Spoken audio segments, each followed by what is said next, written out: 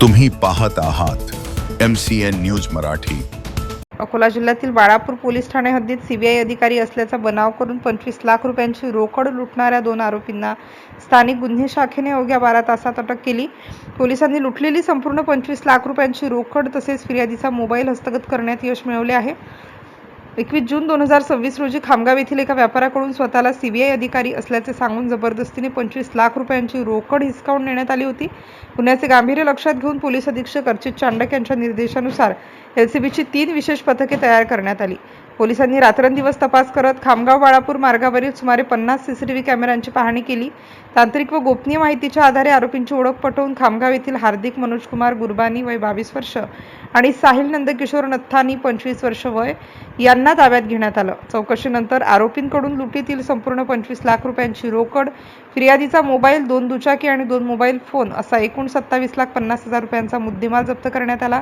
या उल्लेखनीय कामगिरीबद्दल पोलीस अधीक्षक अर्चित चांडक यांनी स्थानिक गुन्हे शाखेच्या पथकाला 25,000 रुपयांचे बक्षीस जाहीर केले असून पुढील तपास बाळापूर पोलीस करीत आहेत। MCN न्यूज मराठीकरिता मोहम्मद जुनैद, अकोला।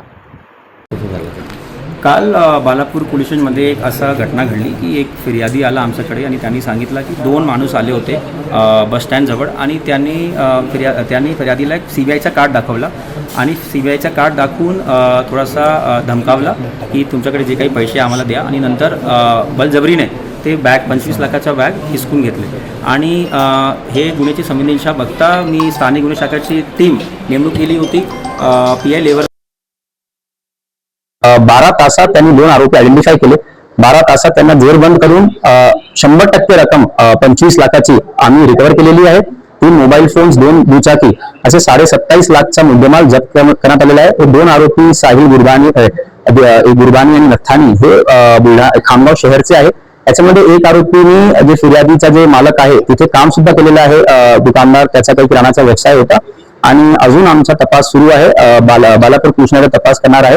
हे उल्लेखनीय कामगिरी बघता स्थानिक गुन्हे शाखेची टीमसाठी 25,000चा रिवॉर्ड जाहीर केलेला आहे। दोन्ही आरोपीचा रिपोर्ट आहे? हो, दोन्ही आरोपीचा एक गुन्हा दाखल आहे तिथे खामगाव शहरमध्ये आणि एकाचा 420चा गुन्हा एकावर दाखल आहे। Thank you sir.